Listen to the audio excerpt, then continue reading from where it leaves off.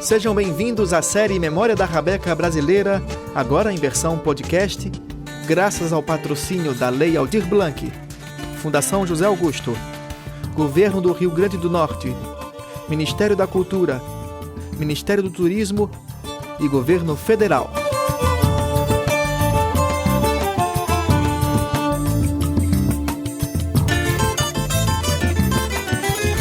Capítulo 6. A Rabeca não tem caráter? A Rabeca não se define apenas por caracteres musicológicos no Brasil. É preciso considerar seu caráter a partir de conjecturas transculturais de seu patrimônio material e simbólico enquanto instrumento de música e de oralidades. Pois é como se os usos e memórias da Rabeca brasileira tivessem viajando indiretamente por matizes culturais que alcançaram um distante passado da África setentrional, passando pela Europa, até que no século XX iniciasse uma nova fase de sua jornada na cultura popular do Brasil. Portanto, é no presente, na vivência nacional, que a Rabeca ainda busca uma legitimidade de seu caráter, a partir de suas origens milenares até a primeira década do novo milênio. Eis a meada de um longo fio narrativo sobre a origem do instrumento. Por essa perspectiva, cada território de incidência da Rabeca na história do Brasil constitui uma ilha aparentemente circunscrita, mas que na verdade esconde vivências de continentes submersos na memória dos colonizadores. De modo que a difusão territorial da Rabeca brasileira reúne um sensível ramalhete etnográfico mencionado originalmente pelo colonizador europeu do século XVI e conduzido pelos séculos até tomar novos rumos nacionais já pela última década do século XIX. Portanto, se torna desafiador fazer um inventário memorialista da Rabeca brasileira. Saudações, minha gente! Eu sou Caio Padilha e esse é o 6º de 8 episódios especiais da série iniciada em abril de 2020 no YouTube em parceria com a Lafia Filmes de Marcoussis de França.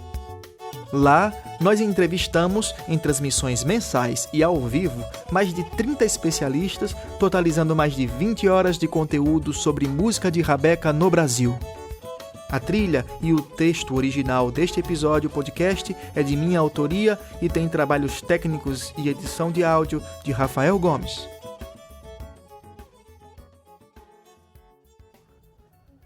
Quando as rabecas da contemporaneidade mergulham no passado em busca de seu caráter nacional, elas projetam no presente e no futuro as sobrevivências culturais de séculos passados. Como se antigos caracteres do violino barroco e seus predecessores, por exemplo, fossem atualidades usuais na Rabeca brasileira, e assim lhes emprestasse a devida distinção peculiar em relação ao violino.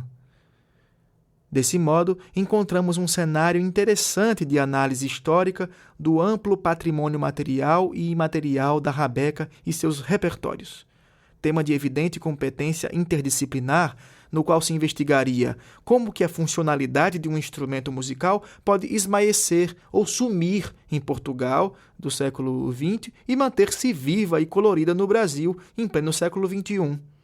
É um dos principais temas que vamos discutir ao vivo a partir de maio de 2021 com especialistas portugueses no YouTube. Portanto, não deixem de se inscrever no canal e ativar as notificações.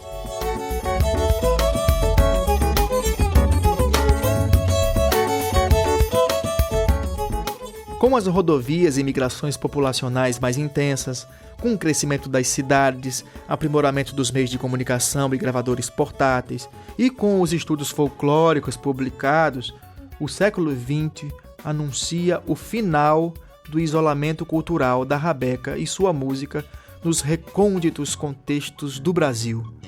Nesse processo gradativo, passamos a tomar conhecimento de uma enorme diversidade de rabequeiros e rabequeiras no território brasileiro.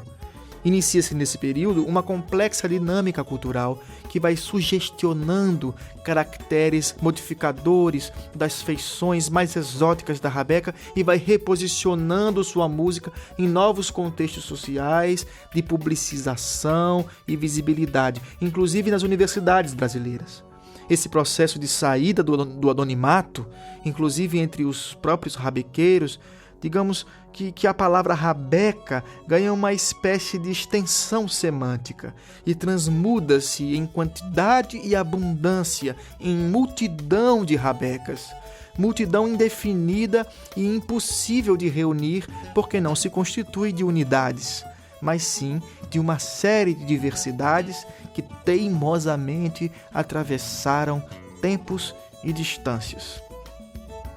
O detalhe é que a incidência da rabeca no Paraná, Rio de Janeiro, Pará, Paraíba, Santa Catarina ou Sertão do Cariri, produz diferentes percepções da memória do instrumento e de sua sonoridade em cada território.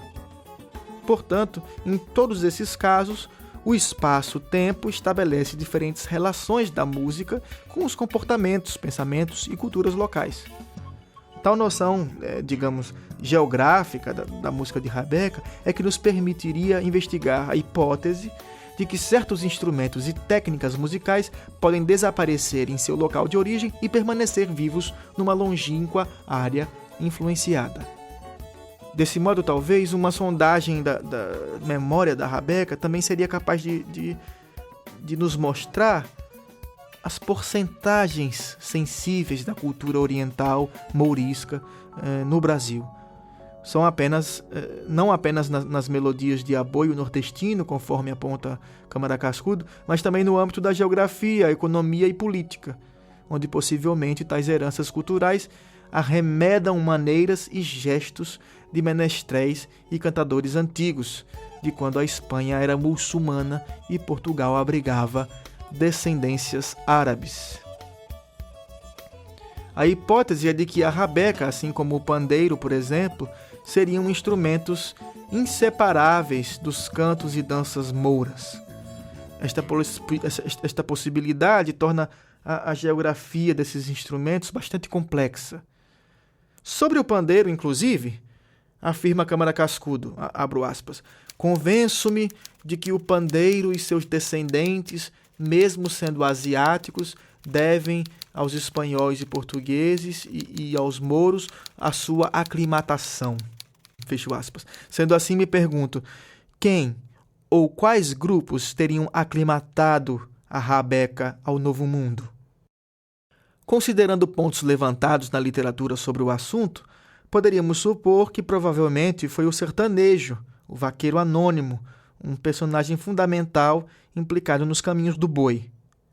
E quando falamos boi, nos referimos tanto ao boi que era patrimônio da economia coletiva, quanto àquele que configura patrimônio simbólico dos festejos, cantos e danças em que a rabeca se inseriu na sua jornada do litoral ao Brasil de dentro.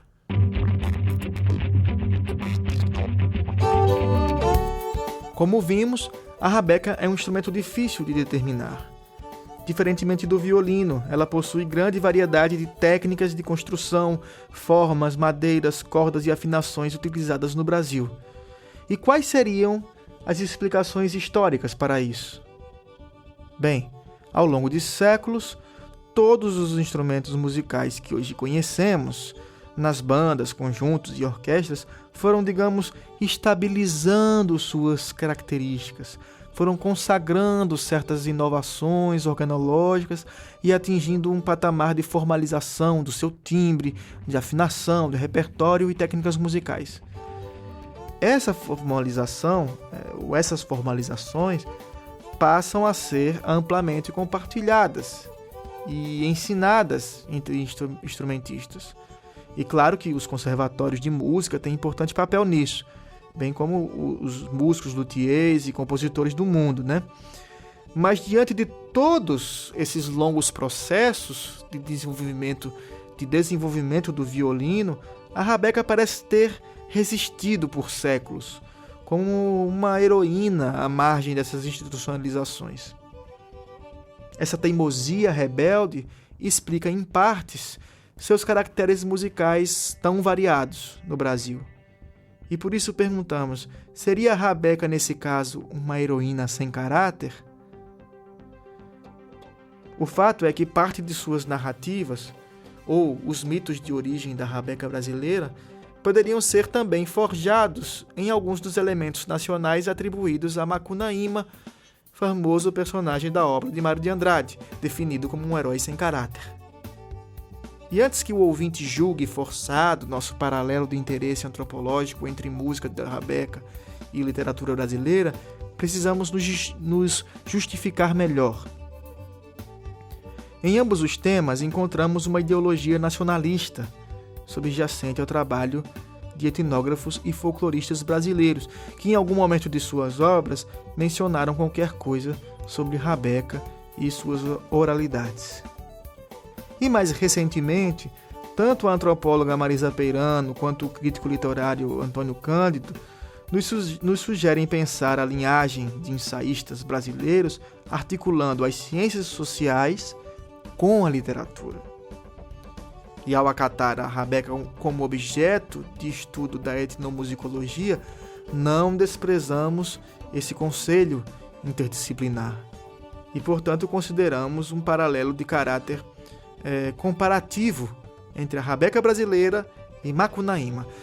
Macunaíma é uma das mais importantes obras literárias do também musicólogo Mário de Andrade. E no Brasil, essa obra é acolhida como sendo referencial da renovação de literatura brasileira do século XX e quase sempre classificada como uma rapsódia. E tal classificação já nos oferece de partida a oportunidade de relacionar música e literatura. Vejamos, os gregos designavam rapsódias obras como a Ilíada ou a Odisseia de Homero, que reuniam séculos de narrativas poéticas orais, tradições folclóricas dos povos. Paralelamente, a rapsódia também nos remete às fantasias instrumentais que utilizam temas e processos de composição musical improvisada que são retiradas de cantos tradicionais e populares, como são as rapsódias húngaras de Liszt no século XIX. De modo que a rapsódia e os rapsodos constituem evidente tema de interesse na pesquisa sobre a interseção cultural entre literatura e música de Rabeca. Outro ponto que nos interessa na relação entre a Rabeca brasileira e Macunaíma, em Mário de Andrade, é que justamente na literatura publicada sobre esses temas é que se inventa, se imagina e até se ironiza vários mitos da modernidade e do modernismo no Brasil. Cosmologia e mitos da criação do futebol, dos gestos e expressões populares, das técnicas musicais, crenças e tantos outros interesses culturais, enfim, folclóricos.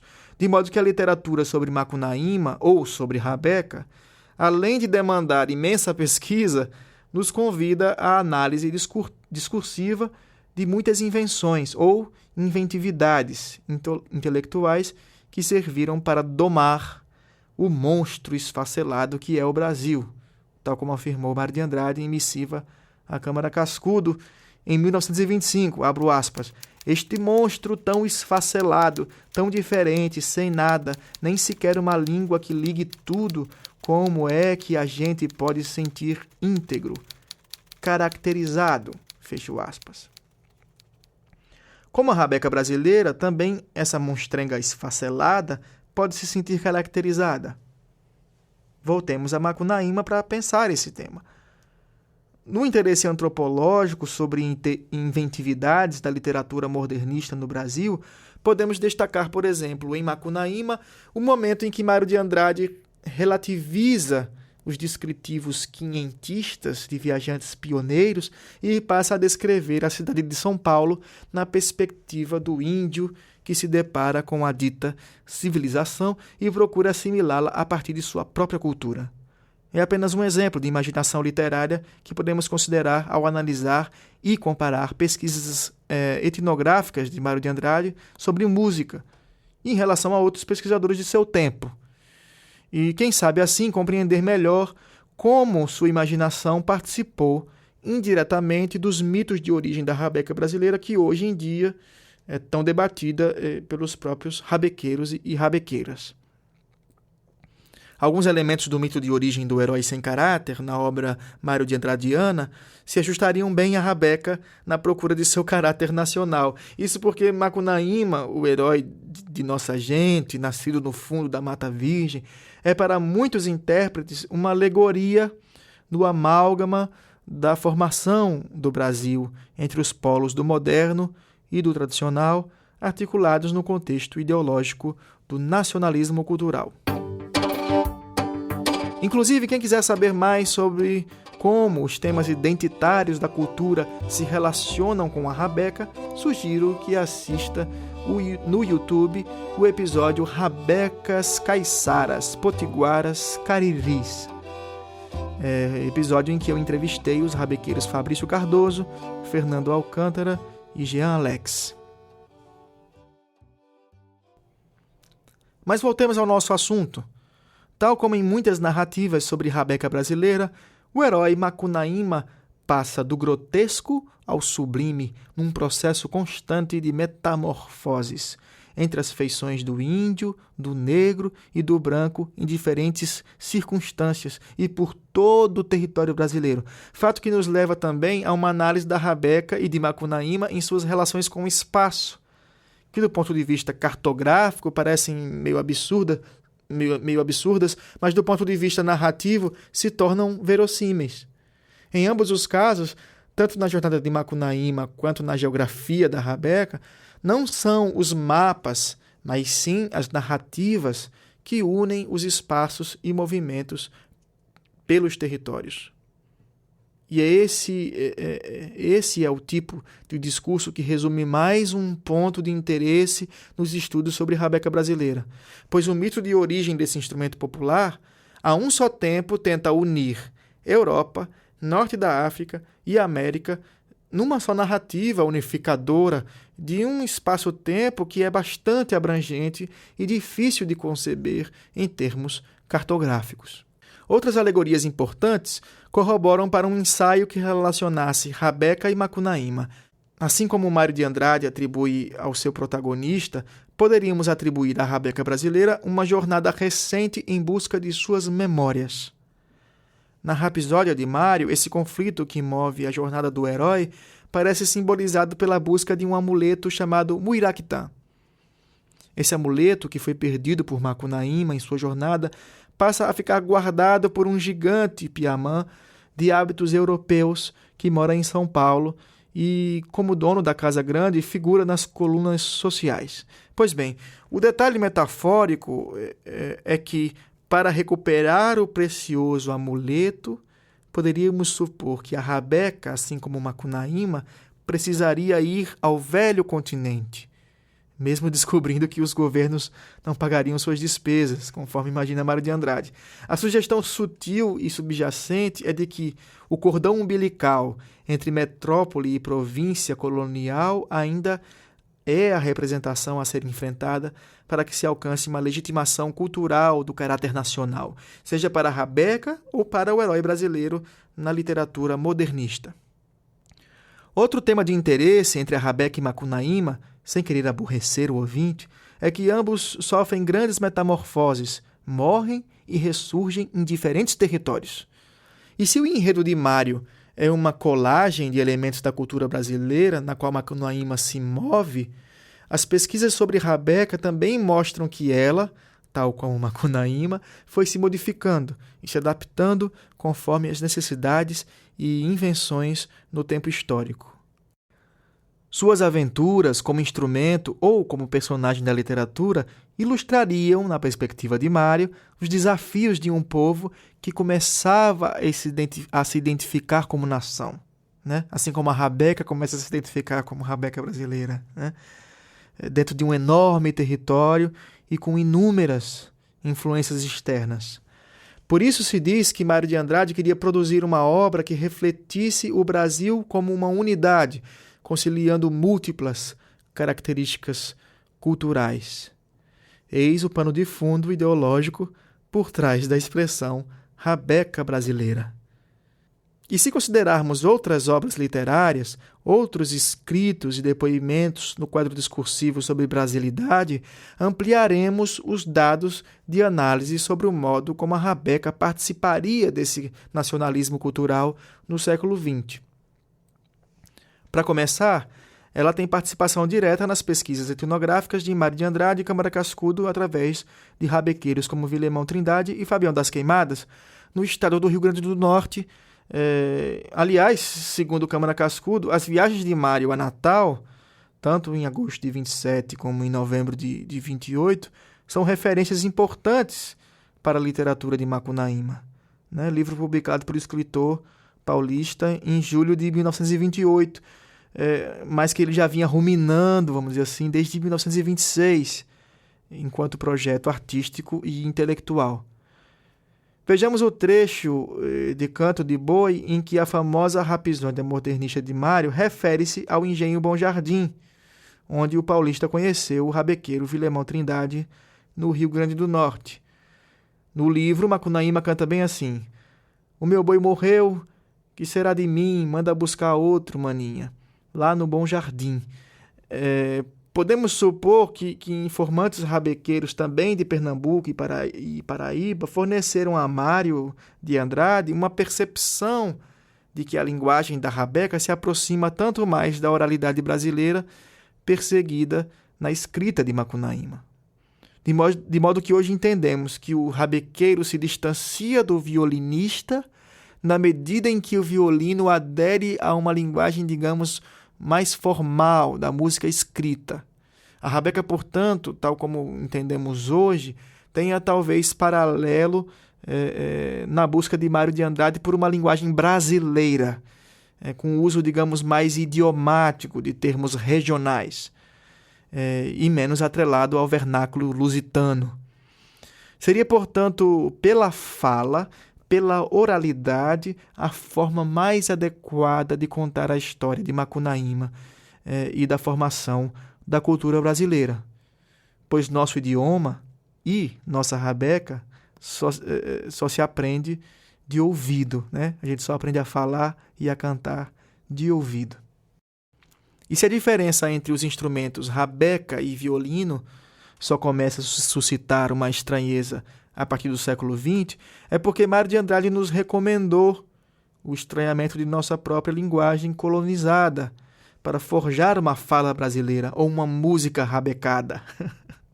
Eu forçaria aqui. Uma música tão perseguida por movimentos estéticos, como o movimento armorial na década de 1970. Talvez por isso, nos dias de hoje, violinistas de orquestra tenham cada vez mais observado em rabequeiros o ideal idiomático a ser fundido para uma personalidade musical moderna que ultrapasse a dicotomia entre subjetividade individual e coletiva. O problema do caráter da rabeca está no modo usual de conceber o instrumento como um objeto a ser descrito, um corpus estável de símbolos e significados a serem interpretados. Enquanto que, da perspectiva que ensaiamos nesse episódio, a rabeca seria temporal e emergente, de modo que seus códigos e representações são circunstancialmente suscetíveis de contestação, rejeição, modificação. Eu sou rabequeiro e pesquisador Caio Padilha, e se você gostou desse conteúdo, compartilhe com outros amantes da rabeca e fique muito à vontade para mandar sugestões e críticas para o meu correio eletrônico, e-maildepadilha@gmail.com. E nos despedimos hoje com o nosso Momento Rabeca Livre Brasil, em que sugerimos um disco e um livro que possam instigar ainda mais os nossos temas. Hoje eu vou indicar o CD de 2011, Rabequeiros de Pernambuco, idealizado por Cláudio Rabeca. E o livro de hoje foi publicado em 2006 por Lia Marchi e é intitulado Tocadores Portugal Brasil.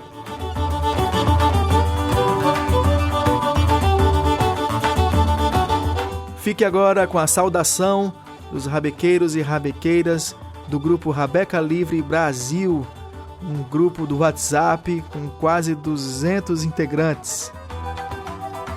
Salve, salve! Aqui quem fala é Gutia Ramil, sou rabequeira aqui do sul do Brasil, nascida em Pelotas, residente em Porto Alegre. Faço um trabalho aqui com um grupo musical de mulheres chamado Três Marias. Estamos com um disco engatado aí para ser lançado agora em 2021, titulado Não Se Cala. E também desenvolvo um trabalho na área da educação, na arte e educação, com um projeto intitulado Engoma, em que a gente dá oficinas, vivências em ONGs, pontos de cultura, centros de cultura, né, para educadores e educadoras, expandindo aí a nossa rede. É isso, venho aqui dar um abraço, deixar meu abraço para esse projeto lindo, Memórias da Rabeca Brasileira. Axé!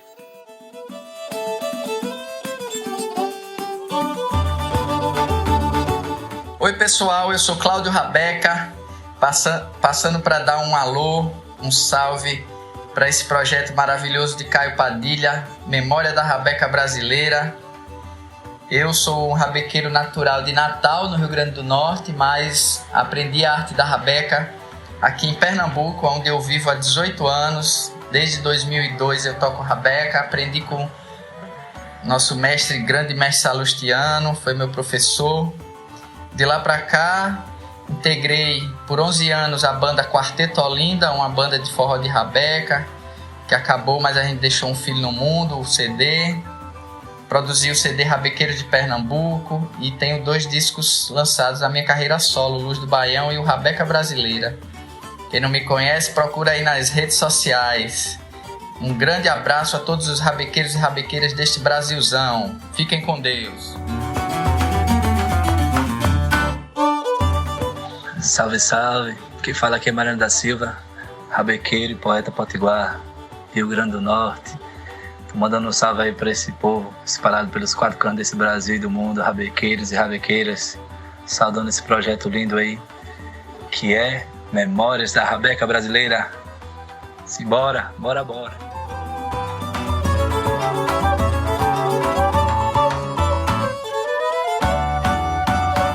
Essa série especial de podcasts está sendo viabilizada graças ao patrocínio da Lei Aldir Blanc, Fundação José Augusto, Governo do Rio Grande do Norte, Ministério da Cultura, Ministério do Turismo e Governo Federal.